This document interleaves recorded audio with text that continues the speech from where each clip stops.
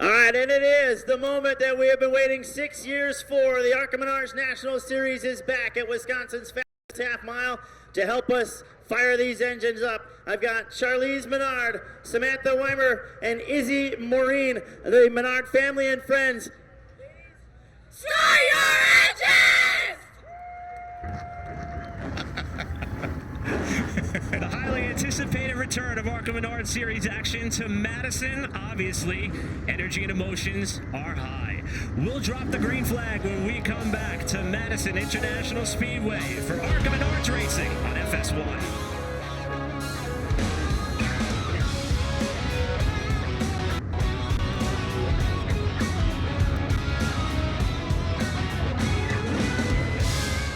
It is now time to race in America's Dairyland here with the Shore Lunch 200. Contact between the top two. Eckes spins it off of turn number 4, trying to avoid more contact with Michael Self. And right now, Chandler Smith to the inside of the 25. Chandler Smith going back to the front, and here comes Ty Gibbs with it. The kid from Georgia will become the first two-time winner of the ARCA Menards Series at Madison. Chandler Smith wins.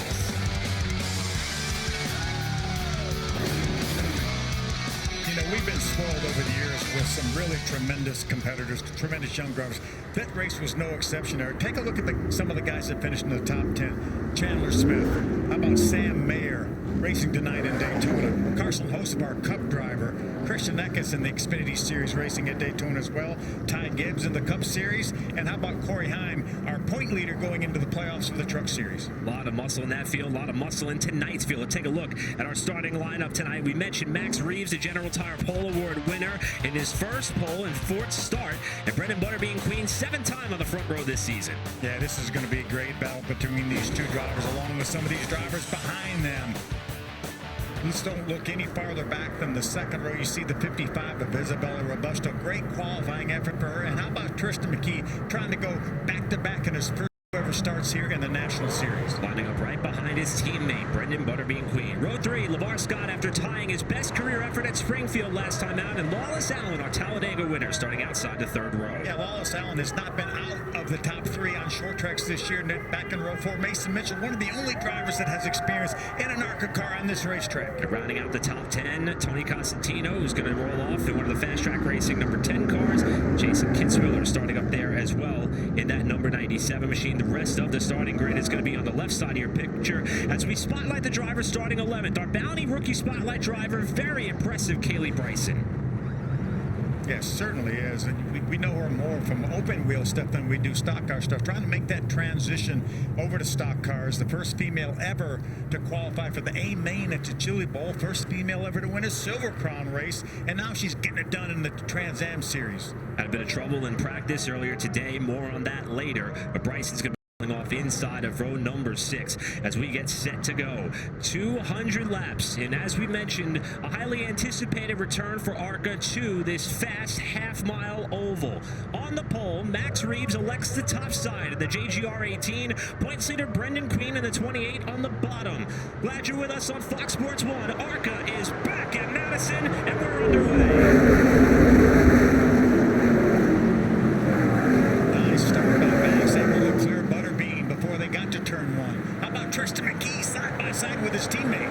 McKee on the outside, able to use that top lane to get ahead of Butterbean by half a car length in 3 and 4. Reeves is going to lead lap 1, and the Pinnacle Racing Group teammates remain over the line for second. Really didn't see many people running that second roof. Tristan McKee is making it work there. You see Butterbean right down on the bottom, right next to the grass.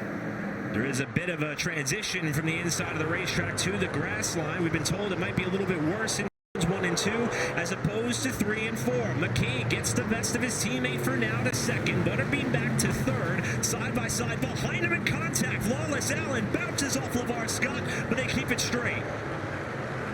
LeVar's going to emerge with that 5th spot. And that 6th car already lapping on the racetrack on lap number 2.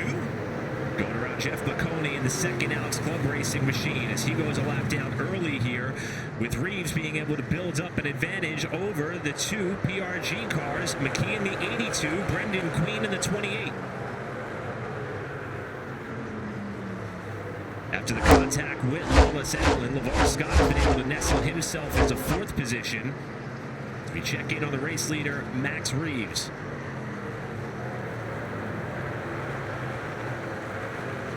Reeves having a bit of a moment there going around one of the lap cars. And here comes McKee to the bottom to challenge for the lead. A little bit of a block there in the middle of the straightaway by Max Reeves. That was Shane Backus in the 67 who muscled Reeves up the racetrack in 3 and 4. McKee tried to pounce. You got to have a little bit of a situational awareness, and he did not have it. Backus did not have it for sure. Brad Smith yields to the leaders on the front stretch right after his 3rd career top 10 finish at Springfield, coming up on the back of the 9 car of Trevor Ward.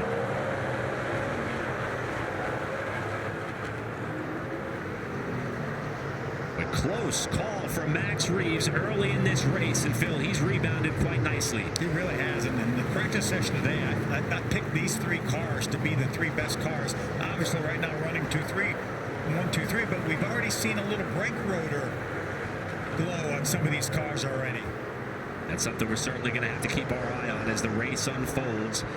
As we check in on points leader Brendan Queen. After starting on the front row, however, to the inside after the race leader and pole sitter Max Reeves elected the top side. Remember, in ARCA Menards Series competition, only the leader has the option to choose where they want to start or restart. Everyone else has to funnel back in line, and Butterbean started on the bottom, lost 2 spots early. And Phil, it looks like traffic may be a bit of a story throughout this race. Yeah, I think without a doubt we've seen these cars are set such a torrid pace. These fast cars, some of the lap cars, it's just about getting out of the way. It's one thing to be slower, but hold your line. Let these guys know which side to go to pass you on, whether it be the top or the bottom. Working their way around this battle here with Wallace Allen for what is the 5th position. Going around the Rise Motorsports number 31 of Quinn Davis and Isabella Robusto in the 55, who Phil had a great streak of top 10 finishes going up until her day came undone. 10 laps in at Springfield, trying to right the ship here and get on another run to close out the year. Mechanical issue there that got her into the outside wall at Springfield and really relegated her to a poor finish, but she's looking to rebound here, and it would not surprise me to see her get another top 5 finish here on this short track. Now they'll have to navigate around the 2nd Maples Motorsports car of Backus with Mason Mitchell, Robusto's teammate. In fact, that's 3 Venturini Motorsports cars all in a line, battling for about 5th on back, with Mason Mitchell lurking in the background. See these cars right down on the bottom of the racetrack. They actually put traction compound in the 2nd lane, but that was about a month ago. But I was talking to Ty Majeski, who has so much experience racing late models and super late models at this racetrack, and he said even though that was a month ago, there will be some residual effect of that, and that outside group could really come in. Meanwhile, race leader Max Reeves has opened up a healthy advantage, but Phil, it did not come easy. He had himself a scare. To tag it as our first Reese's Sweet Move of the Race nominees. It was this moment that Shane Backus. Look at him sideways up off the corner. Tristan McKee gets to his inside. Max said, no, I'm gonna have that spot back. Look at Reeves stand on the throttle, and then, as you said, Phil, in real time, making sure he took that line right away from McKee going into turn number 1. Don't forget, Monday, 3 p.m. Eastern, ARCARacing.com. See who walks away from Madison with the Reese's Sweet Move of the Race, with Reeves already being on the board for one of the nominations. See the left rotor glowing on Max Reeves' car. Tom Majeski also told me that you use with a late model or a super late model, you use more brake at this racetrack than any other racetrack you go to. And McKee, he seems to have a lot of glowing rotor on the right front as he threads the needle on Maples Motorsports car inside of Backus, outside of Maples, and that allows Butterbean to close up. Butterbean is right there. Remember now, these are team cars. Pinnacle Racing Group, and Butterbean goes to the inside. The battle for second happening about a second off of Reeves, and now traffic is going to pin Butterbean behind Quinn Davis off turn 2 and give McKee some breathing room. I know these spotters are watching the same thing we are with these front rotors glowing, and they're telling their drivers, now easy on the brakes. We have to make these things last 200 laps. More double wide action in front of McKee. Brayton Laster pulls to the bottom after getting a great finish at Springfield for Wayne Peterson's small operated team.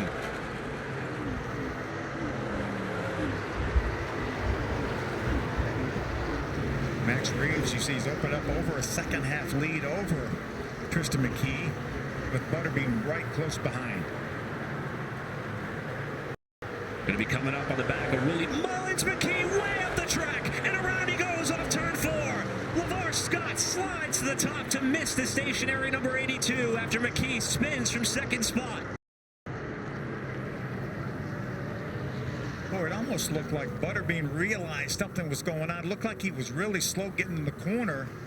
So maybe if there was possibly some fluid down on the racetrack. McKee able to get the car stopped before tagging the outside retaining wall, but it will draw our first yellow flag of the race on lap number 22 after the Watkins Glen winner, trying to go 2 for 2 on the season in his ARCA debut, finds trouble early. He was not able to get that car refired in time to stay on the lead lap. Now he's looking for a way to turn around. Don't know, maybe he just got up out of off the bottom of the racetrack, Eric. Not sure if there was any fluid down there or not. Look at LeVar Scott do a nice job going around the outside.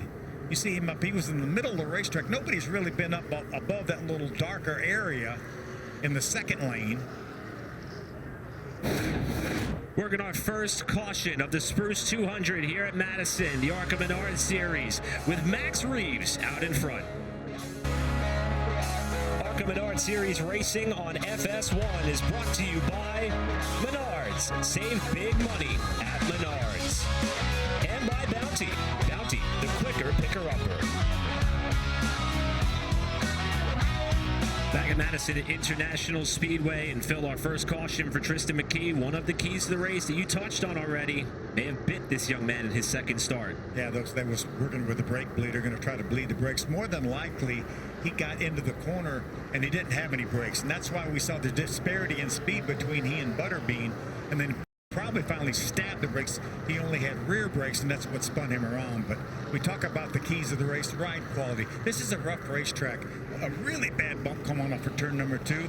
Manage the brakes. That was number 2 on the list. Obviously, it's already bit one of our contenders in track position. Max Reeves has it, wants to keep it. That's the key to getting to the victory lane in this one. We see brakes already starting to show to be a bit of a problem. Now the question lingers, is this something that McKee was doing driving-wise to create this issue, or does this culminate to maybe a setup concern for his teammate and points leader, Brendan Queen? No, I think that's an individual driving style. Probably Tristan obviously has only been in one of these cars one time before, and that was at the road course at Watkins Glen. So this is probably the most brakes he will ever use in a car like this, and quite possibly overused them. Maybe they didn't have enough air going to them. Not sure exactly what happened, but the combination of that more than likely boiled the brake fluid in the front master cylinder, and that's what caused him probably to go for that spin when he didn't have any front brakes when he got down to turn 3. Fortunately for McKee, he has gone 5 laps down as we're a lap away from the restart. But with that young man vying for experience, getting back out there and trying to learn this track and this style of car is still going to be at the forefront of his mind. Yeah, it's going to be a great experience for him. We know he won that race at Watkins Glen. He's dominated the TA2 Trans Am Series this year, leads the points in that series, and he was about to win $50,000 at Hickory in the Cars Tour until the late scrum in the last 10 laps knocked him out of that win.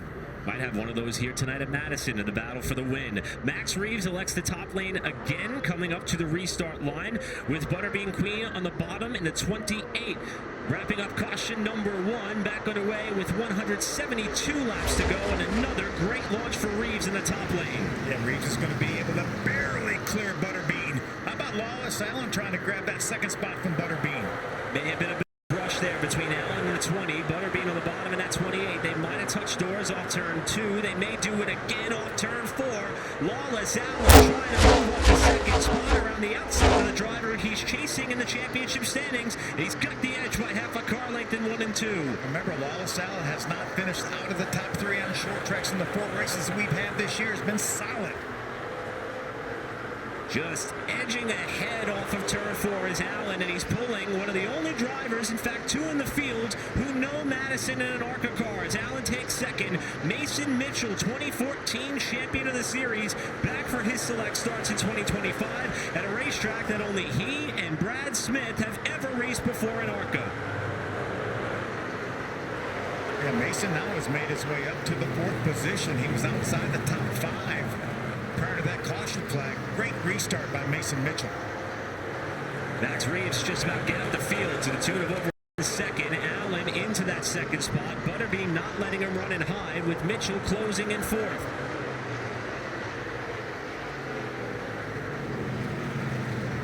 It was Mason Mitchell, who he was close to winning here in an ARCA race a handful of years ago. In fact, he started on the pole and led 54 laps here back in 2014, his championship winning year, before a mechanical issue forced him to retire from the race, perhaps searching for one that got away in his 5th start of 2025. You see Butterbean working over the back of that 20 car, Wallace Allen. There's LeVar Scott holding down the 5th spot in the 6th car. Scott fresh off that runner-up finish at Springfield, and look at Mitchell hustling that car off turn 4. Oh, we got a caution. Turn 2, got a car turned around, and it's Michael Maples. And in the stack-up, Lawless Allen turns around his teammate. Maples' teammate, and Backus gets turned in the jam-up after Maples spun in turn 2. Brad Smith had to take evasive action as well. Went through the grass, kept his car straight.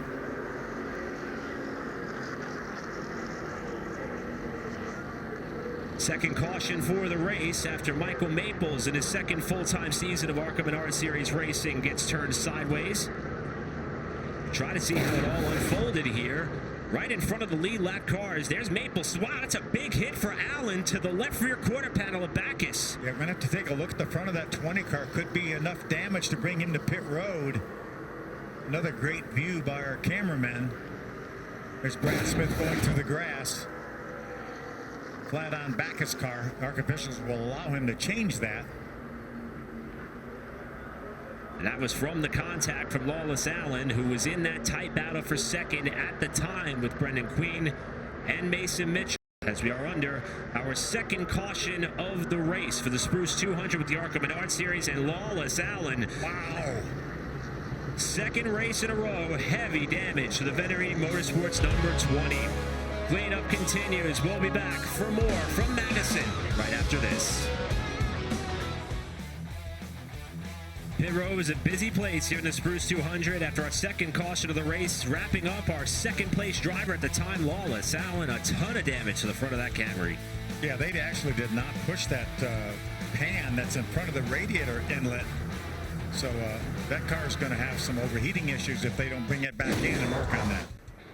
And Allen electing to come back down the pit lane as we are a lap away from the restart. So, Phil, as you mentioned, a driver who has been an ace on short tracks in 2025. Looks as though another potential contender may be falling by the wayside early, and they're trying to hustle to see if they can cut some of that body work away, and time is running out. In fact, Phil, it looks like they're going to try to push that car off. Nope, they appear to be done. What a tough break. 2nd week in a row for Lawless Allen. 3rd in the points coming into this race as we get ready for another restart. We'll be completing lap number 40 with the pole sitter race leader Max Reeves on the outside in the 18. Butterbean back to 2nd. LeVar Scott trying to shove his way up in the 2nd spot, but Butterbean still to the inside for the lead in turn 1. This is the first time that Butterbean has been able to stay beside him, Max Reeves, but he's going to lose that spot. Now he's got to worry about the 6 of LeVar Scott. Butterbean slides his way up before LeVar, coming off turn 4 to cement 2nd place. And that was literal as far as sliding in front of LeVar Scott. Oh, LeVar Scott sideways. Able to catch it, bit of a jam up behind him. He'll ground to Queen, who holds 2nd. Mason Mitchell trying to pounce with Robusto up into the top 5. How about Jason Kitzmiller? First time we've mentioned him in that 97 car having a good run. See the last few races for LeVar Scott after being so close to going to victory lane at Elko until a late mechanical gremlin bit them so badly the car fell off the lead lap in the waning laps of that race in which Max Reeves won. He too looking for one that got away at a time in which he's still trying to finalize plans for 2026. And still this year, his 11th is his worst finish. Only one finish this year in 14 races outside of the top 10. Keeping Mason Mitchell at bay behind him in the 25. Robusto right there in the 55. As you mentioned, Phil Kitzmiller, who has a moment of his own behind him off turn 4, running in 6th. Saw that 70 car for just a moment, that white car. That's Julian DaCosta. That's his first ever ARCA Menards Series start. Doing a nice job up in the top 10. Had a chance to catch up with Julian earlier today and talk about how this relationship came to pass. He's been spending a lot of time in Trans Am, running some Pro Late model races as well. A lot of pressure coming with the opportunity, but he said he was open and yielding all bits of advice that could come his way. Really looking forward to the chance to work with this team. He's doing a great job so far in 7th. Yeah, having Shannon Rush calling the shots, the guy that's been to victory lane 3 times already this year. Won 10 races with Jesse Love a couple years ago. Having a guy like that in your corner certainly helps. Race leader Max Reeves, left side of your picture, about a second up on Brendan Queen. As you watch the battle for 4th, right side of your frame with Mason Mitchell and Isabella Robusto remaining separated by about a half a second as Reeves works over Brayton Laster to put him another lap off the leaders. I really like the line. See just a little bit of brake rotor glow from that 18. Out front like that with over a second, you can manage those brakes a little bit better than you can when you're fighting somebody for position. Here's Tristan McKee, who again is several laps down after a brake issue of his own. He still scored 5 laps down, working over Kaylee Bryson in that 17. Kaylee is currently running in the 9th spot in what is her ARCA Menards Series national debut with this team. And we mentioned the problem in practice. She had an oil line come undone, sparked a brief fire.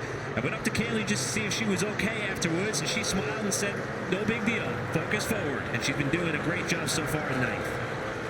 She has so little experience in a car like this. She ran Sonoma in the West Series, obviously same kind of car, same team. That made definitely the same team. Steve McGowan and Bruce Cook own that team. We talk about experience, Phil. Kaylee has raced here before in a USAC Silver Crown Series race in 2023. I'm not sure how much you can take from that open wheel car, but it's laps. It's laps.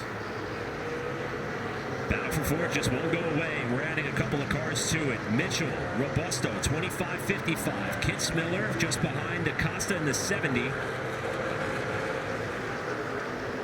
Talking to Isaac Kitzmiller. Jason's son down in the garage area earlier today. Obviously our point leader in the East Series with 1 more to go at Bristol. Pretty excited about that opportunity. Try to go get him a championship.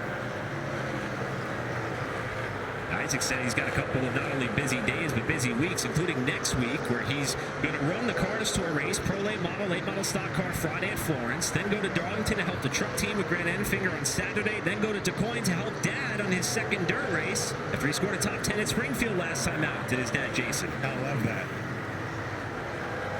Get to the racetrack. I did say to Isaac, is it tough sometimes seeing your dad get the chance to race?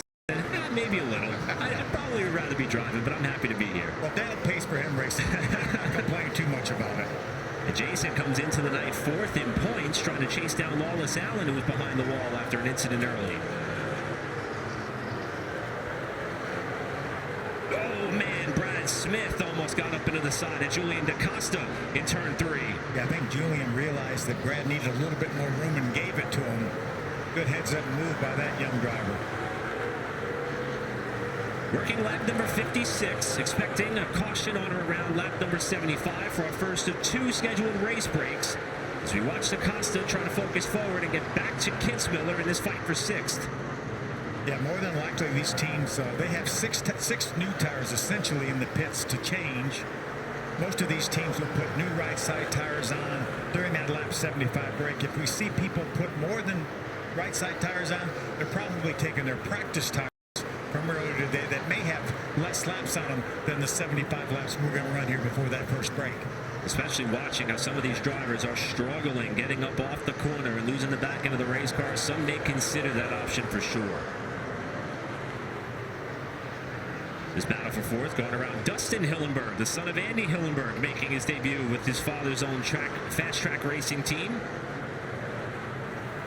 I asked Andy earlier today how was he doing. He said, maybe a little bit nervous, LOL.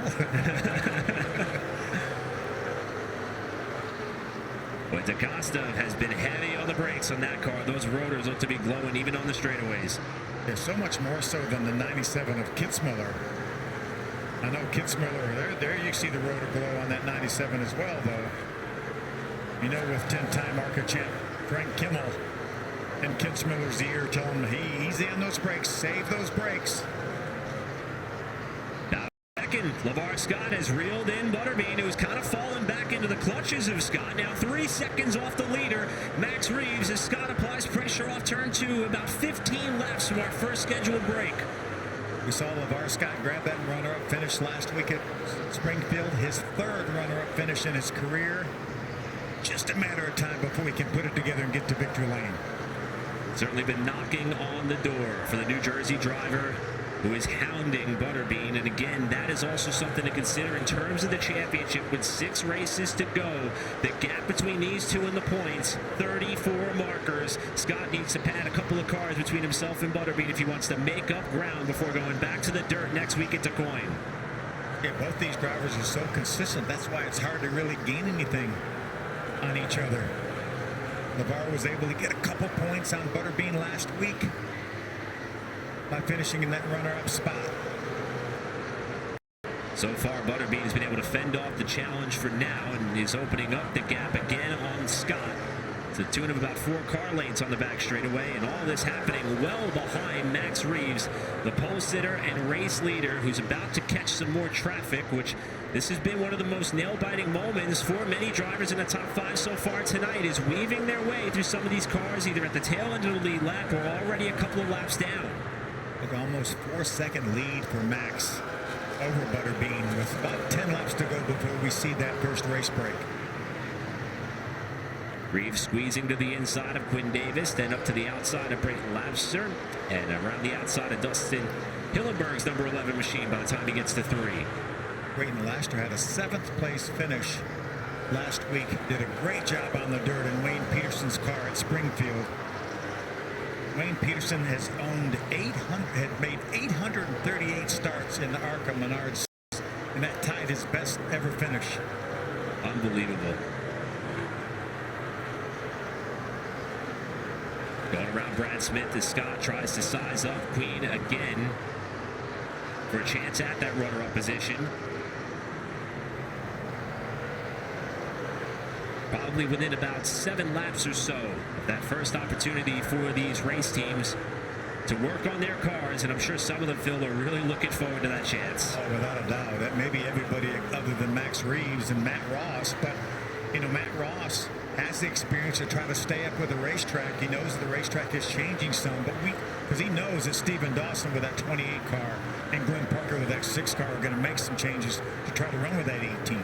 We're talking a lot about LeVar Scott tonight for good reason. Running 3rd, 2nd in points, fresh off a runner-up finish, but he's also tonight's Suchi fast track driver, the 21-year-old out of Carneys Point, New Jersey. We talked about the result he had at Springfield, that runner-up effort.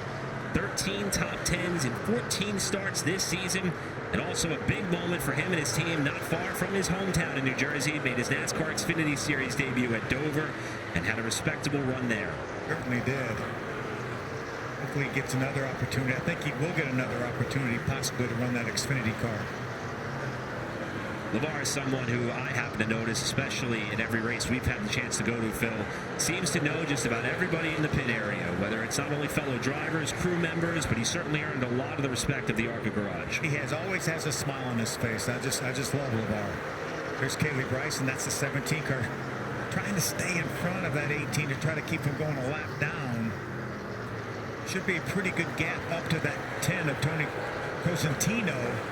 If Kaylee does go a lap down, she should get the free pass. Doing a nice job right now, keeping that 18 car behind her with just a couple laps to go before this race break. Those lap cars are working in her favor right now. Max doesn't want to push the issue and go up to the third lane to try to get around Kaylee. His patience has cost him a good bit in terms of his lead, but with that break on the horizon, still 2.5 seconds to work with for Reeves over Queen to remain in command of this race up to that break as Bryson continues to fight valiantly to stay on the lead lap. Rutman needs to do it for about one more lap if she can. Couple lap cars there. Just don't let that 18 get underneath you, Kaylee. Bryson able to hold off Reeves for now. Queen has cut the lead down to just under 2.5 seconds as Bryson is going to wrestle that car back to the line. We hit lap 75, and there is the caution. Third yellow of the race. This one, our first scheduled race break. Phil, we've talked about some of these pit breaks and race breaks before. The procedures for these drivers and teams will lay it out. Yeah, these crews will have 4 people allowed to go over the wall. We're going to have 2 race breaks that we talked about. They can change tires and add fuel, and the only caveat for this is they only have 6 tires, essentially new tires, in the pits. So more than likely they'll put 2 on. Again, we mentioned before if they put 4 on, that was probably some practice tires that they would put on in addition to those newer right side tires. And our restart order will be set at the order that they came on the pit road when we go back racing. So teams are going to have a chance to go to work under what is our third caution, but our first scheduled race break. And our General Tire Pole Award winner, Max Reeves, has been the dominator. Reeves out in front of the field. So we're back at Wisconsin's fastest half mile, the ARCA Menards Series and the Spruce 200, coming back after this. Few people understood the grand spectacle of NASCAR better than H.A. Humpy Wheeler. For 30th in 1975. From there, he became the face of the Speedway and revolutionized the way fans experienced NASCAR. Wheeler's signature initiatives were modernizing facilities and amenities, as well as the pre-race events he staged to drive fan engagement. Humpy was a showman. He was nicknamed the P.T. Barnum Racing. You always wondered what's he going to come up with this time, because you knew it'd be something totally different and bizarre than anybody had done before. From flying school buses and boxing matches to Robosaurus and military exercises, the stunts, as Wheeler loved to call them, gave fans a reason to buy tickets on top of the on-track action. It fit the audience. It's like stunts. They love stunts. You need to do some crazy stuff. Part ringmaster, part businessman, he was always looking for the next big thing to drive sold-out crowds and provide a memorable experience for the fans. It's just making sure the person really has an extra good time. Most important thing that we're doing is putting a little technicolor in people's lives. In 1992, he revolutionized night racing, leading a project to make Charlotte the first track of its size to run a race under the lights, revitalizing the All-Star race under the promotional banner, One Hot Night. I cannot imagine how bland NASCAR would have been without Humpy Wheeler. Wheeler had a big personality and was an outspoken observer of NASCAR at large, sharing opinions on what the sport's future should hold, as well as who was likely to win the upcoming race at his track. He was also close with many drivers, offering advice and friendship as they navigated their careers. So I'll leave you with one thing, and I'll steal a little bit from the Irish blessing, and that is to tell you today, I hope that the green flag waves slowly on you today, and until we meet again, may God hold you in the palm of his hand. Humpy Wheeler was a true showman and a larger-than-life presence in the story of NASCAR.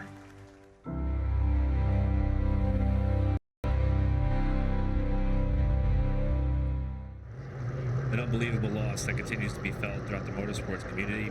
Humpy was one of a kind, and there will never be another one like him. We'll be back for more from Madison right after this.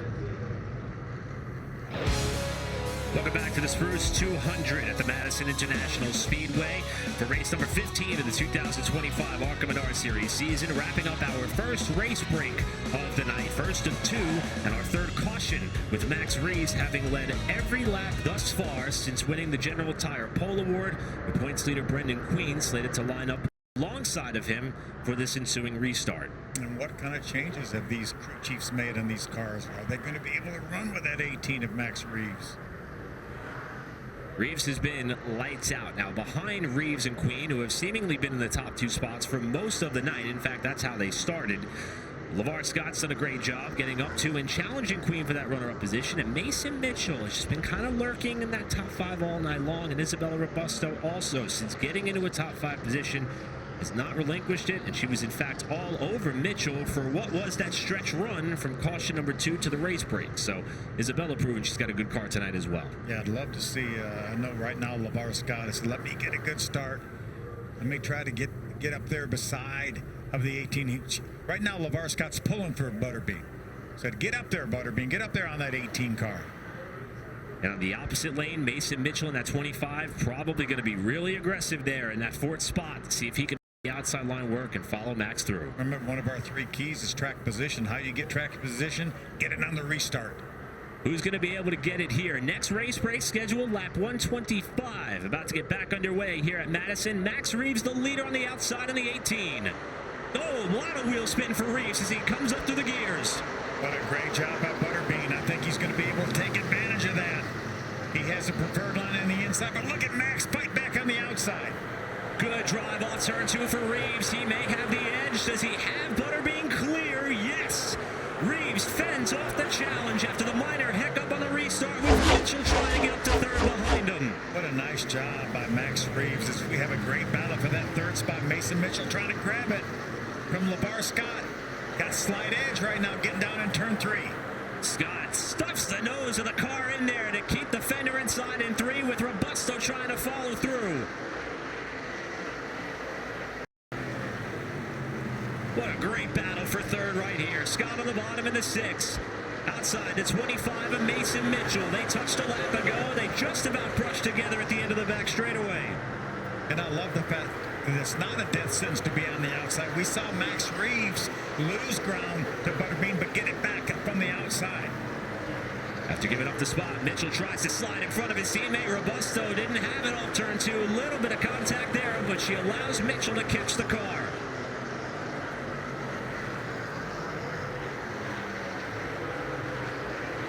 Kitzmiller, that gray car lined up behind Robusto.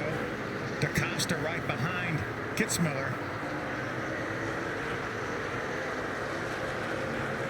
Well, one thing I love about this racetrack, Phil, you could see these drivers working the car, particularly on corner exit, as Mitchell was just doing off of turn 2 that last lap.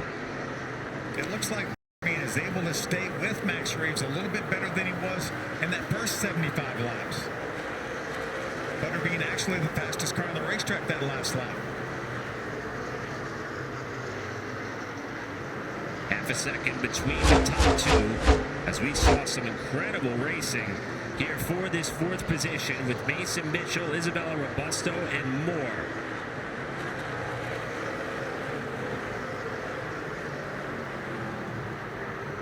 Two more cars that have been lurking in this fight pretty much all night long. The number 97 of Jason Kitzmiller and the 70 of Julian DaCosta in his ARCA Menards Series debut, with Mitchell holding down that fourth spot as we check back in on Reeves, and the lead is tightening up quick, coming up to complete lap 90. Yeah, Butterbean closed it within about 2 car lengths, as you can see right there. Looks like they have made that 28 car better. Reeves had to adjust off 2 to go around Alex Club. That checked him up a little bit down the back straightaway, and Butterbean is there. Looks like great changes for that 28 car Butterbean Queen.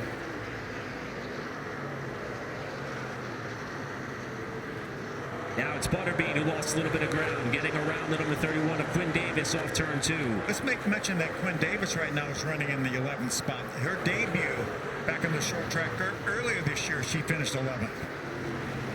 Davis doing a tremendous job for the Rise Motorsports number 31.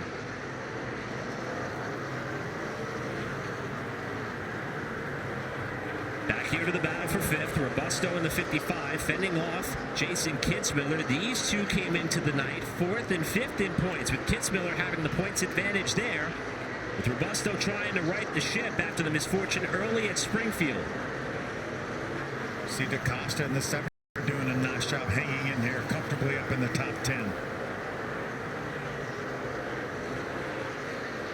Kitzmiller and DaCosta continuing to wrestle for that 6th spot.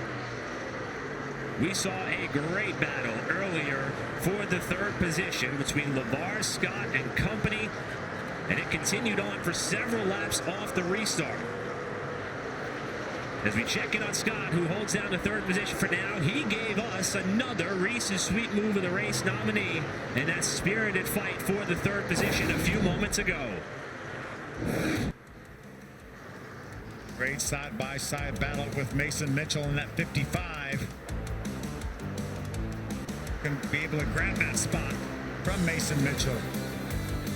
You can see Mitchell there with the white gloves trying to get back in line after getting up off the bottom, with Scott moving up into 3rd. Don't forget, Monday, 3 p.m. Eastern, ARCARacing.com is where you will see who walks away from Madison with the Reese's Sweet Move of the Race. Yeah, once LeVar made that pass, he's opened up a couple seconds on that 4th place running Mason Mitchell. You see the 20 right in front of LeVar Scott, back on the racetrack, but 31 laps down for Lawless Allen. After having tremendous pace at the beginning portion of this race before getting tangled up with a lap car to try to avoid a stationary car in our 2nd caution.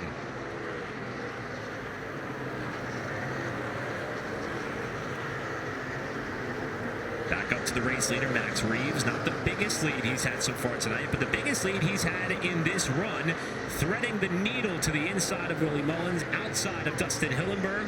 But he has led every lap so far tonight. Was able to withstand the, I would say, few laps of pressure that Butterbean put on him in this middle portion of the race. Big Willie's doing a nice job holding down that 10th spot. A couple top 10s this year on the short tracks for Willie Mullins.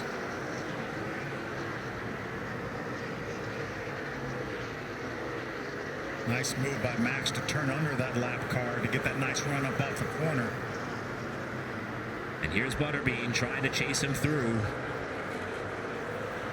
Last time around, top 2 almost evenly matched, 0.05 of a second between their laps the last time around, albeit while weaving through Alex Clubb's machine.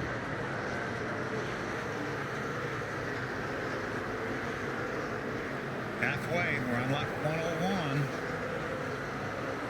Remember, about 25 more laps, we're going to have another race break. Good bit of separation across the top 3. Here's LeVar Scott, as we said, off of tying what was a career best effort at Springfield last time out for a driver who did a lot of racing on dirt before transitioning to stock cars. LeVar loves the environment, even much different than what he's used to driving back in his youth. But he has proven that he can get the job done there. Certainly looking forward to DuQuoin next week. He doesn't have to wait long. We're going to go right back in. I forgot how much fun it was to go to fairgrounds and race. I saw a great concert the night before the race, a great race at the Springfield Fairgrounds. We're going to have the same situation at DuQuoin. Can't wait to get there next Sunday. Mason Mitchell having a great drive tonight, running in 4th position for the 2014 champ. And Isabella Robusto, we mentioned the heartbreak at Springfield, retiring from that race just 10 laps in. That broke a streak of 8 consecutive top 10 finishes, including her 3rd place effort at Dover. Yeah, she said, I'm going to start another streak right here. Doing a nice job holding down that top 5 spot. Reeves having a bit of a moment there with Brad Smith, as Max Reeves has led every lap thus far, just past halfway in the Spruce 200 for the ARCA Menards Series at Madison. Race break number 2 on the horizon. Come on back for more. Welcome back to the Spruce 200 here for the ARCA Menards Series at Madison. Caution flag just coming out for the 4th time tonight as we have eclipsed the halfway point of this race. The yellow is for Shane Backus, who has spun in turn number 2. And this comes about 10 laps shy of what was expected to be our next and final race break of the event. But Phil, so far, we've had a lot of action here so far. Even though the box score may tell us not a lot's happened, our Richmond water heaters midway race break update. Haven't seen any lead changes, but we've had a lot of action. We had a lot of passes other than for the lead. We saw actually Butterbean grab the lead for a moment, but he did not lead back when they got to the start-finish line. But we've had a great battle from third, fourth, sixth on back with Mason Mitchell holding down that fourth spot right now, doing a nice job. Isabella Robusto, one of his teammates, running in the fifth spot.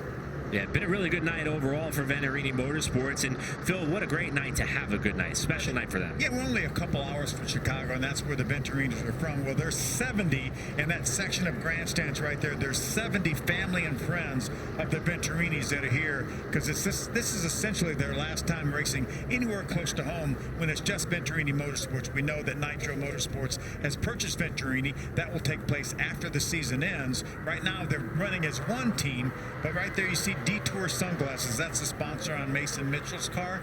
Well, that's Bill Venturini's nephew that owns that company. So his nephew said, hey, I want to do something special for my uncle. So there he is sponsoring this car for Mason Mitchell. And Mason's giving it a good ride. Good friend of mine from up north, Anthony Bozzella, spotting for that car tonight. He has no excuse to miss that car. It is the most eye-popping car here on the property tonight. Looks great. That's a gorgeous car for sure. Yes, Venturini Motorsports is synonymous with the ARCA Menards Series. You can see right here, 1982, over 40 years ago, this team was founded by Bill and Kathy Venturini, who are here each and every week. 5 driver championships, as you can see. 111 driver wins. 111. With opportunities to add to that list, the 4 owners' titles as well, spanning from 1987 to 2023. And that first race, as you said, back in 1982, with Big Bill at the wheel. In the Daytona 500. Unbelievable legacy, and there's still a couple of more opportunities for them to add to it here tonight, with Mason Mitchell and Isabella Robusto still in the top 5. Misfortune for Lawless Allen earlier as he was running in second when he got swept up in something, but Max Reeves has been the car tonight. But, as you said, on that last restart, things got tight in the battle for the lead.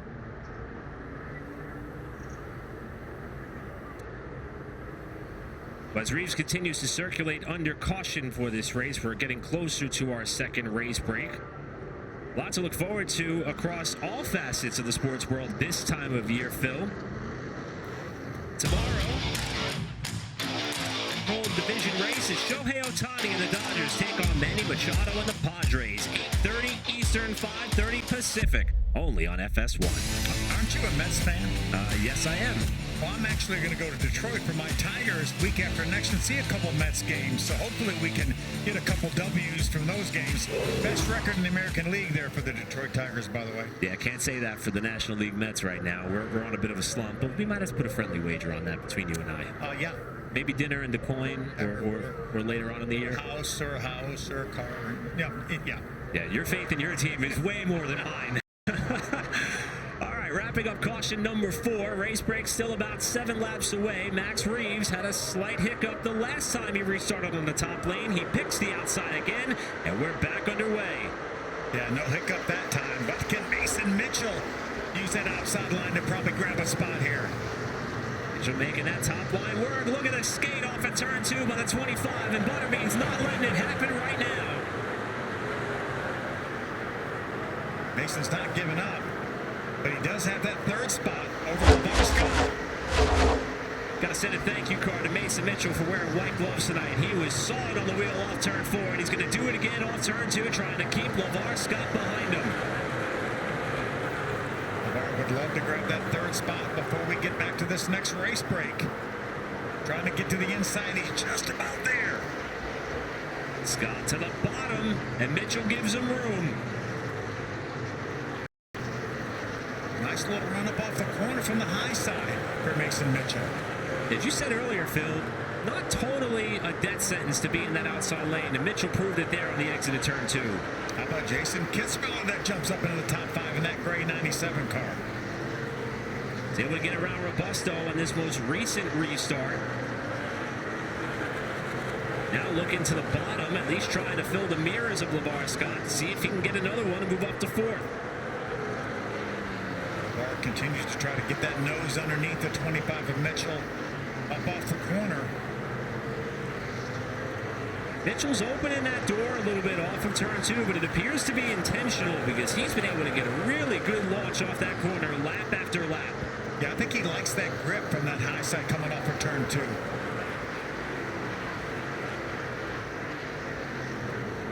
Able to fend off Scott for now as we hit lap 125. We can expect the yellow to fly in this range after this short burst after our 4th caution flag.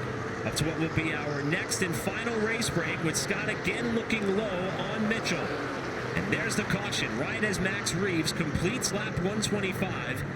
Our second and final race break. Last chance for the race teams to do whatever work they need to keep up with this car, driver, and team tonight.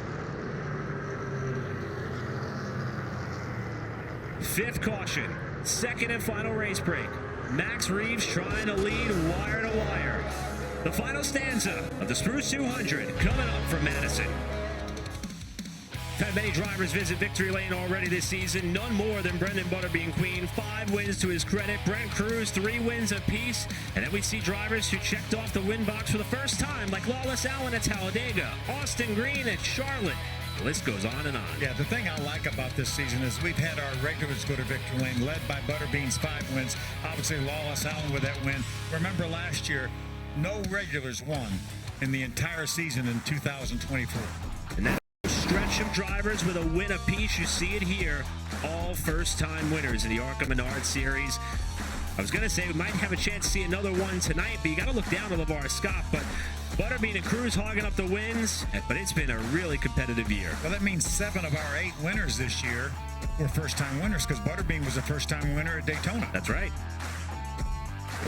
And Butterbean is trying to see if he and that Pinnacle Racing Group team could find just a little bit more to keep up with that 18 car of Max Reeves, who has led every lap so far tonight. Yeah, that car has been absolutely flawless, and he's done an awesome job at that one little wheel spin on the restart before last, but grabbed that lead right back, never even lost the lead at the start-finish line. How about Tony Cosentino really doing a nice job in Andy Hillenberg's car? You see UTI in the quarter panel, has been in the top 10 on the lead lap this entire race, having another solid run. Carry the back for the Fast Track Racing team here tonight. Max Reeves, Brendan Queen, Mason Mitchell, your top 3, wrapping up our second and final race break of the night here at Madison. The most diverse stock car schedule is going to shift into high gear next week. Back on the dirt for the final time, the Southern Illinois 100 at the Coin State Fairgrounds, August 31st, 8:30 p.m. Then how about the great Coliseum, Bristol Motor Speedway?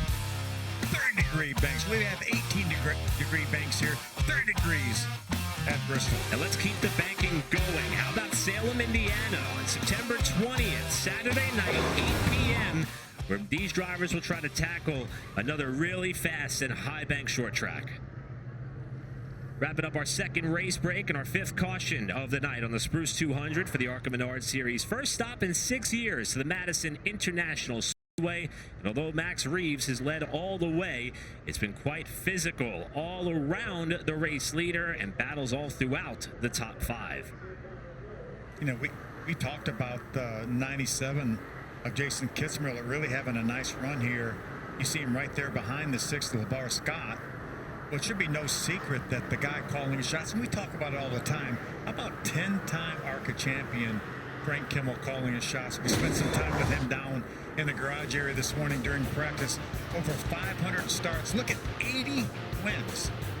80 wins, 10 championships. And I was there when he won that 80th race and his 10th championship at Kansas in 2013, driving for Duke and Rhonda Thorson at that time. And you can see he was inducted into the National Motorsports Press Association Hall of Fame in 2023, a very deserved honor for Frank Kimmel. And that not only Frank, but that family goes a long way in this. His brother Bill was a crew chief for so many of those championships, and their dad, Bill Kimmel, Bill Sr. raced against my brother Benny back in the day, back in the late 60s in the ARCA Series. So a racing family through and through. Talk about a wealth of knowledge Frank, someone who, of course, has raced here before with the ARCA Menards Series, wasn't fortunate enough to win one of those races, but he said he knew this place well and is passing that knowledge right on to Jason Kitzmiller, who's having a great 2025. I said, you mean you didn't win here? I mean, every time we talk about people that have won at these racetracks we go to, Frank's always on there. At Springfield, he won 8 times last week, and I said, that's a little bit rude to win 8 times. I think that experience and confidence from Frank is what helped Jason Kitzmiller get a top 10 out of his ARCA Dirt debut at Springfield last week with DeQuoin on the horizon. Yeah, they had some issues. They had an overheating problem, too, that relegated them back to probably finish. They would have probably finished better than that. So we're going to be coming to 70 laps to go. And just as he has all night long, Max Reeves elects the top lane over Brendan Queen, who last time gave the bottom shot a good run, but wasn't able to clip Reeves at the line to be credited for leading a lap on the night so far. Then it's going to be Mason Mitchell looking for his first win since 2015. LeVar Scott outside in the 6th, restarting 4th, looking for his first win ever. Same could be said for both cars in row 3, Jason Kitzmiller and Isabella Robusto, 97 and 55. Yeah, LeVar Scott. Get a good start. Get a good start, Max. Let me get up beside that 28 car. Max Reeves gets us back underway. 70 to go from Madison. Here comes LeVar. He's dead even with Butterbean. Drives it hard down in the corner. Oh, Butterbean slides up the track. Scott wants the lead off turn 2, but he can't get alongside. He's got second. Great move, though, to grab that second spot. He knows how important that track position is we talked about. Scott to second, Queen third, Robusto up to 4th after being able to make some moves of her own on the restart. Remember, that's our top 2 in points right there. Butterbean's our point leader. LeVar Scott in second. Now, I'm sure if you would have posed the question to LeVar at this point in the season, tonight, what matters more, getting that first career win or the points, I think he would say that victory is what he's after. I think he would too. But he's knocking on the door. He knocked on the door last week, had that second place finish last week, and doing a great job right here, holding off Butterbean.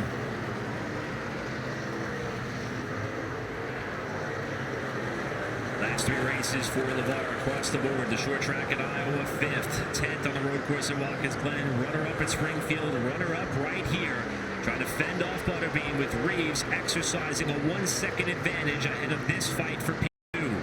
Remember, the only blemish for LeVar Scott was Dover when he cut a tire down and he really survived and came back and finished 11th in that race. The only time that he was outside of the top 10 all season long. Here comes Butterbean trying to get inside the LeVar. Butterbean able to hold a bit of a tighter line through 1 and 2. Not enough to draw alongside of the 6th. But LeVar's going to give him just enough room on this end of the track. Butterbean's there now. He's got position. Coming up on the back of Brayton Laster, the 06. And Butterbean has to concede the bottom lane for now. Yeah, LeVar used that 06 as a pick. That 06, by the way, had a great finish last week. Brayton Laster, 7th. We mentioned that earlier at Springfield. Well, no, he's looking forward to going back to DeQuoin next week. Yeah, dirt racing is something that runs deep through his family's veins. His father has a lot of history on dirt tracks as well, and that has certainly been one of the places where Brayton has been able to get the job done. As Butterbean continues to stalk the rear spoiler of Scott for second, as Max Reeves tries to run it high. Yeah, almost a 2-second lead now for Max Reeves. Every time Butterbean looks like he might. Oh, here we go. Gonna make it 3 wide. Dustin Hillenberg looking for a place to go. Butterbean has to chop back up top to get around Michael Maples, and he's really loose off turn 2. But every time Butterbean gets a little shot at LeVar Scott, there seems to be a lap car in the way. Chance for Butterbean to catch his breath and regroup and try to reel LeVar back in. LeVar now trapped in behind Alex Clubb. In that 03 car, after that team is still reeling the effects of a roadside accident following Iowa on Interstate 80, where their truck and trailer flipped on the highway. The team got the car race ready for the next round, and Alex said the priority number 1, everybody's okay. but they're still trying to rebuild their effort, and he also had a great run last week. Yes, he did. 8th place finish for Alex Club.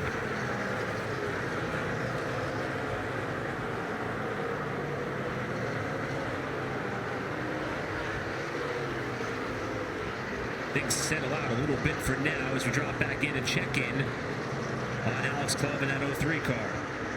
There's Mason Mitchell right now running in the 5th spot. Kitzmiller again running 6th. Isabella had a great restart.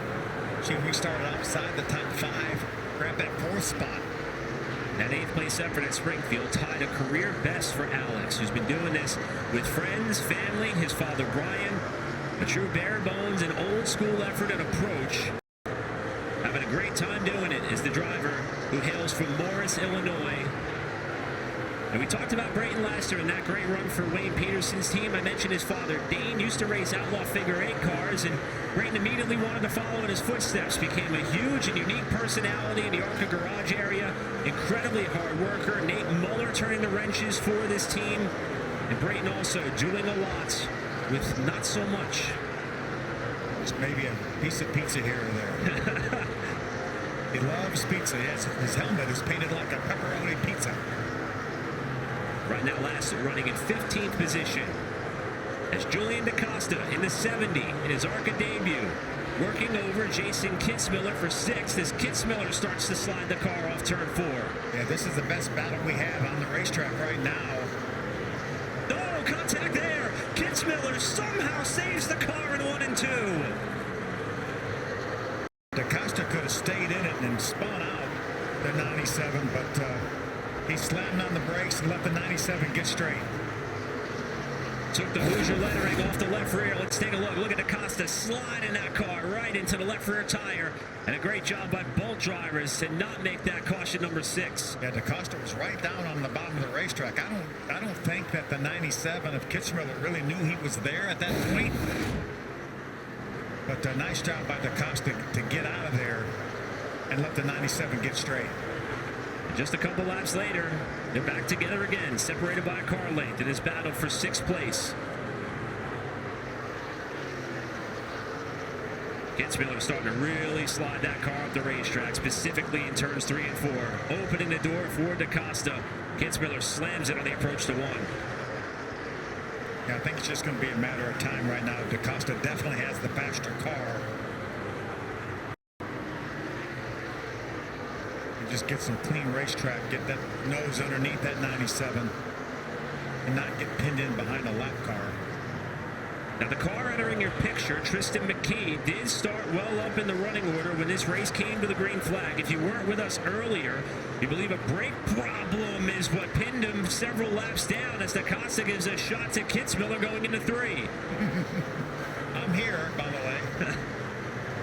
McKee did get one of his 5 laps back, and he has currently scored the first car, not just 1 lap down, but multiple laps down. He's hoping for another quick caution. He's going to need a lot of work, though, to try to get back up to that lead lap, but gaining valuable experience and turning very quick lap times. Yeah, Willie Mullins right now is our 10th place car, the last car in the lead lap, and the 97 has to get out of the throttle to get loose up off the corner. That time he keeps the door open wide enough for Julian DaCosta to try to walk on through it. Side by side for 6. They go to 3. McKee's going to follow through. DaCosta up to 6th. Yeah, Kitzmiller just does not have the forward drive that he had earlier in this race. He's struggling a little bit up off the corner. DaCosta now working to the inside of Lawless Allen, who was running in the 2nd position when he had his problems earlier in the race as well.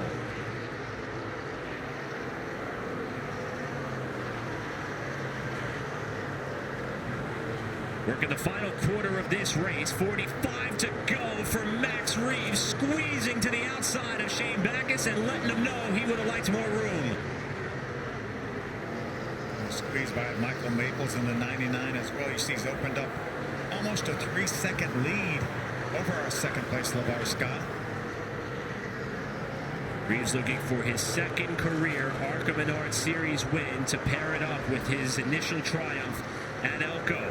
Battle for 2nd to ratchet up. Here's LeVar Scott trying to tie his best career effort, which if he does it tonight, Phil, he would have now done it on multiple occasions. He's already done it twice. Holding down the second spot is LeVar. There's our third place running Butterbean Queen. All top 5 finishes on the short tracks this year for Butterbean. Headed for another one here. I thought he had a lot better car at the time than LeVar Scott, but LeVar now has got a little bit of breathing room over Butterbean. Butterbean, our 2024 Cars Tour champion that you know a lot about, Eric. He's got a lot of fans here today, some of them supporting his home track, Langley Speedway. He was able to take a photo with a lot of those young fans earlier, and they're here cheering him on. And Isabella Robusto up to 4th, getting around teammate Mason Mitchell on the last restart, and has been able to gap Mason to the tune of about 2 seconds. Hoping for an opportunity to chase down a podium effort. Her best finish on the season, 3rd at Dover, trying to at least match that tonight. Yeah, 3rd at Dover, 3rd at Talladega. Highest finish ever by a female in ARCA Menards Series at Talladega. Really doing a nice job. Does a nice job week in, week out. Had a little trouble at the beginning of the season. Got caught up in a wreck at Daytona, running well, not of her making. And but really put some solid top 10 efforts together till she had that mechanical issue last week at Springfield. Here's Mason Mitchell, start number 5 of 2025. His best finish this season, 3rd at Kansas. He has his hands full right now, though, with DaCosta making his debut. Chased down a former series champion. All over the back of him. How about netting a top 5 in your ARCA Menards Series debut with a race that certainly has been able to succeed on several occasions this season. The wins with Trent Lapsevich at Berlin, Thomas Annunziata at Lime Rock Park, Brett Cruz last time out at Springfield. But talking to Julian earlier today, he said, I've tempered my expectations a little bit, knowing this is a newer style car for me. After he has been doing so much in Trans Am TA2 competition, running in the top 10 in points there, 7th in the point standings on the Trans Am TA2 side, with some familiar names in the mix there as well. McKee, the points leader there, Sam Corey, who's raced with this team a couple times this season. Julian has been able to learn a lot in his tenure with Nitro Motorsports in that Trans Am car, and it's parlaying over here to his ARCA debut. Annunziata as well, went to victory lane in Lime Rock. Yep. This is the best battle on the racetrack right now. Kitzmiller a bit further behind, 5 seconds behind this fight after DaCosta was able to make that pass to get to 6th. And you can see he too sawing on the wheel off turn 4. These guys are working for it here. Really long straightaways for this half mile. Pretty tight corners, but a lot of banking. 19 degrees as we take another look at Kitzmiller. As you mentioned, he spawned a little bit behind. His car is definitely not as good as it was prior to this most recent race break. Right now, the last car on the lead lap running 7th. Jason in his first full-time season of ARCA Menards Series racing, after dabbling in several different types of stock car related series, including the Grand National Super Series, in which he won several races in. Had such horrible luck on the road courses this year. Both of those races end up getting his car wrecked, not of his making. And I told him, I was joking with him down in the garage here. Obviously, the NASCAR schedules came out for the Xfinity, which is not going to be Xfinity anymore, in the Cup Series. And I said, hey, I'm hearing that the ARCA Series is going to have 5 road courses. And he gave me the dirtiest look. I said, I'm just kidding. I'm just kidding. Kaylee Bryson sliding wide to open the door for Brendan Queen to get through. Kaylee, our bounty rookie spotlight driver on the night. And as we mentioned, a bit of a scare in practice with the oil line coming undone, but the good news was Ilmore came over, checked out the motor, made sure that no damage was done there, and Kaylee was able to shrug it off and focus forward. And on top of her ARCA Menards West debut made at Sonoma earlier this season, 2nd race with this Bruce Cook-led team, 1st on the ARCA National side, and running in 8th position right now. That's what Bruce Cook told me today before the race. Said, I just hope she can have a solid day, run all the laps, and get a top 10 finish, and that's where she's headed right now. He noticed that she's from Oklahoma. I was looking at our entry list for the 22 drivers in this field. 16 different states are represented in our 22 drivers here in this field tonight. Kaylee's been able to set some records along the way in her motorsports trail. First female to make the A main at the Chili Bowl. Also was a Tulsa Shootout winner in 2015. 2024 Trans Am SGT champion. There's that 10 car we were talking about, Tony Cosentino. Again, another solid run, running up in the 9th spot for Andy Hillenberg. Always does a credible job when he gets in this car for Andy Hillenberg. Had a solid 11th place finish just outside the top 10 at Charlotte earlier this year. Tony trying to net his first top 10 of the season in what is his 9th start of the year.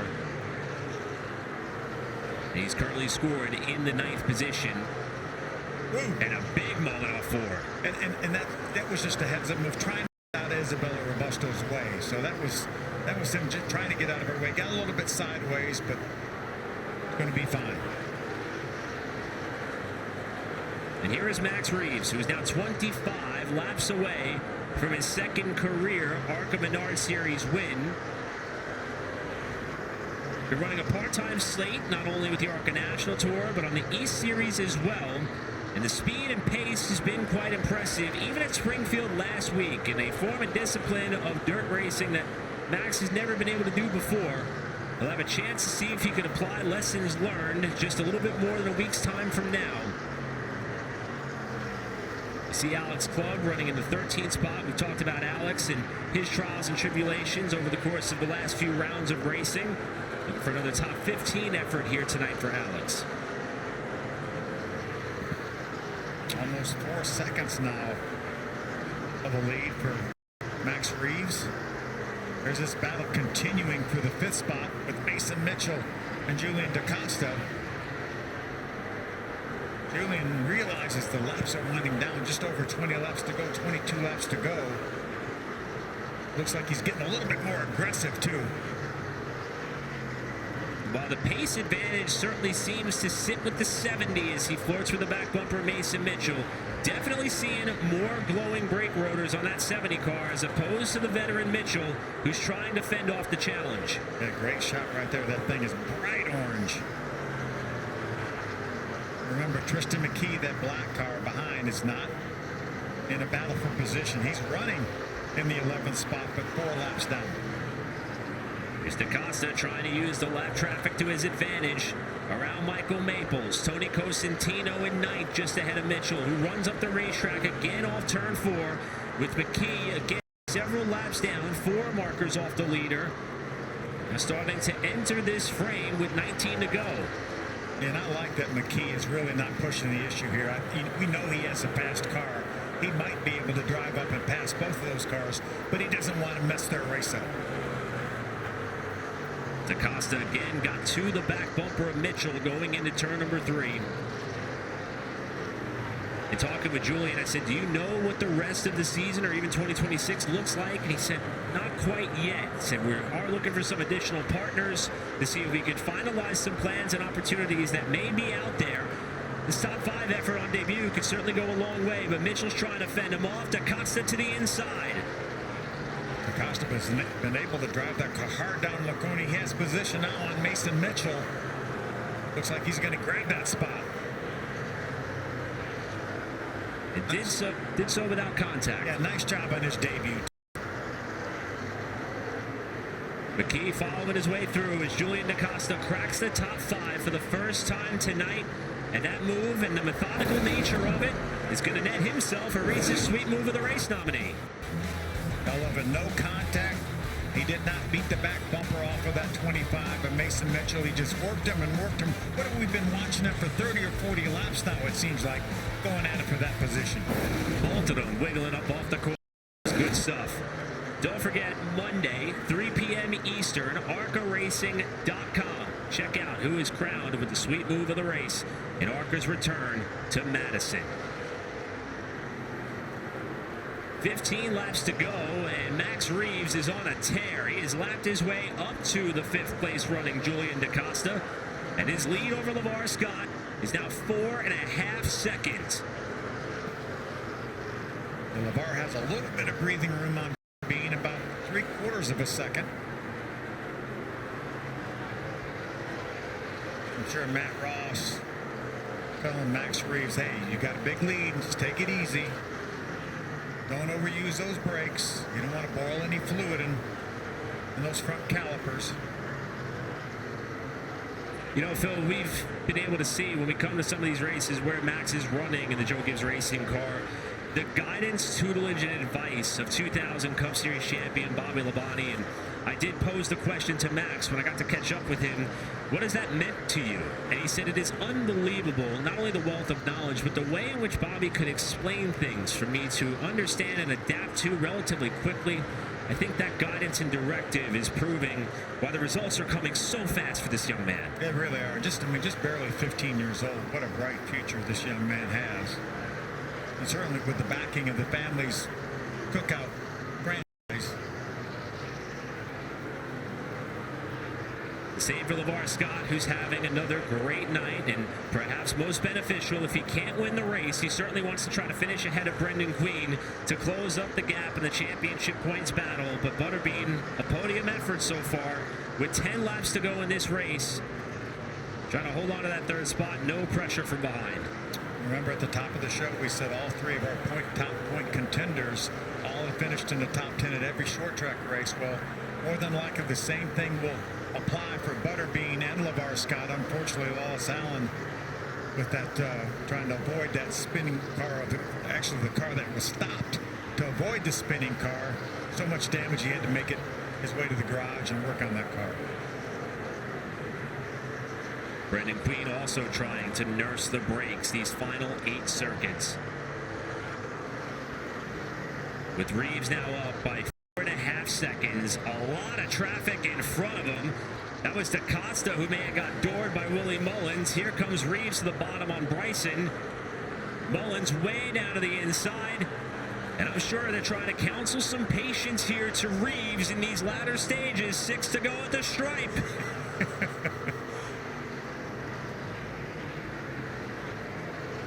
And that moment there cost him a second to LeVar Scott.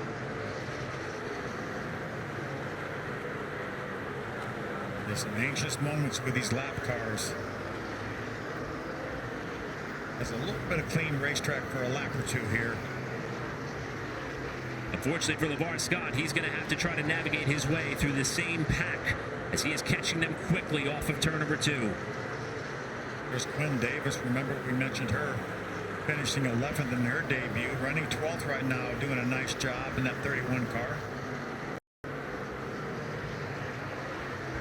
Couple more lap cars. Big Willie in the 3 car right now, running in the 10th spot. Right in front, there's Lawless Allen. Remember, 35 laps down after that damage. Look at the damage that was done to that 20 car. Reeves now closing up on Tristan McKee, who again 4 laps down, may go a 5th down here before all said and done. With Max Reeves putting on an absolute clinic. 2 to go at the line for Mad Max, Max Reeves. I thought Max might slow down because he has such a big lead with so few laps to go. He's still every lap the fastest car on the racetrack. Right now, he may just bide his time in the final run to the checkers. Off of turn number 4, 1 lap to go for Max Reeves. Got the win at Elko a handful of races ago. In that race, he led 84 laps en route to victory. Today, he won the General Tire Pole Award. He's going to lead every lap en route to his 2nd career ARCA Menards Series win. Off the final corner, Max Reeves, Masters Madison.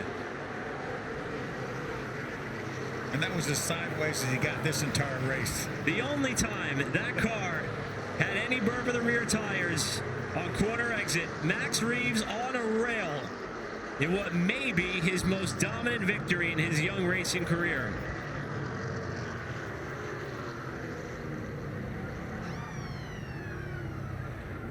What an impressive performance for that young man. 2nd on debut at Berlin, the win at Elko after starting on the outside of the front row. 6th on his first ARCA dirt start last week, and from pole to victory. Another notch in the win column for the Joe Gibbs Racing team, 2nd one belonging to Max Reeves. We'll savor the moment in front of the crowd that has come out here in ARCA's return to this fast half-mile racetrack. Manage the brakes, manage tempers. I would say perhaps exceeded expectations on a near-perfect night for Max Reeves, our winner. He's in that smoke somewhere, I think. Max Reeves celebrating on the front stretch. The crew is going to join him shortly. We'll come back to the Spruce 200 right after this.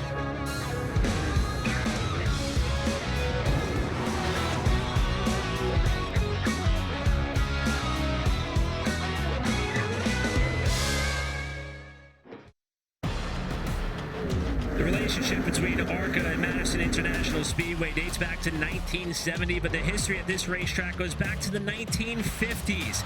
And in ARCA's return to the fastest half-mile track in Wisconsin, adding his name to the list of ARCA winners, Max Reeves, in a dominant effort, lays claim to the Spruce 200, and he celebrated in front of the fans. Welcomed ARCA back with open arms.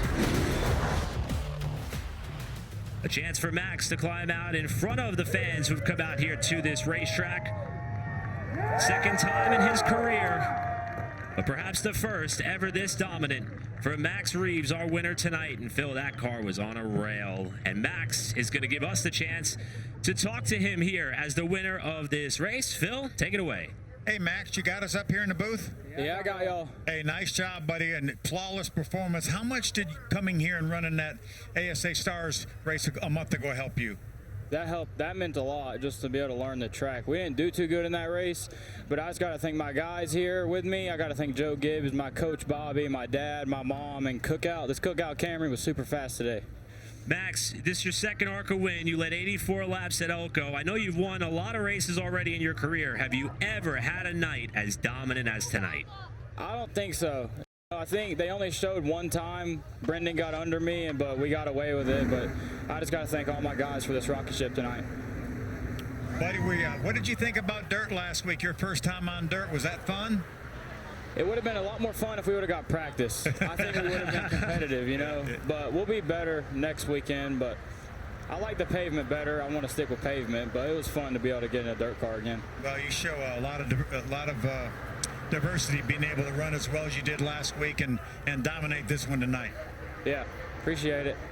Well, Max, congratulations. We'll let you go celebrate with your team. Great job, and we'll see you in Des Moines. Thank you. See you then. Max Reeves' second career win, this one leading wire to wire after laying claim to the General Tire Pole Award. In what was an eventful night, especially the first half of the race, Reeves the win, LeVar Scott another second place finish. Yeah, he grabs another point on Butterbean. Isabella with a nice solid bounce back after last week with a top 5. And Julian DaCosta with his debut with a top 5. Haley Bryson, our Bounty Rookie Spotlight driver, 8th in her ARCA Menards debut. Great effort there. Tristan McKee, despite the brake issues, just shy of a top 10, several laps down. Then we get into some of the drivers who had problems, like Wallace Allen, 18th in the final running order after being involved in a crash not of his doing while running in second position. Quite the piece of hardware for Max Reeves and the JGR team to take back to the shop and celebrate before they get to do it all over again a little over a week from now, with DeCoin being next on the agenda and with a race under his belt and hopefully some practice up ahead at that track. Who knows if this young man will have the chance to go for win number 3. We'll put a bow on the Spruce 200 at Madison when we come back.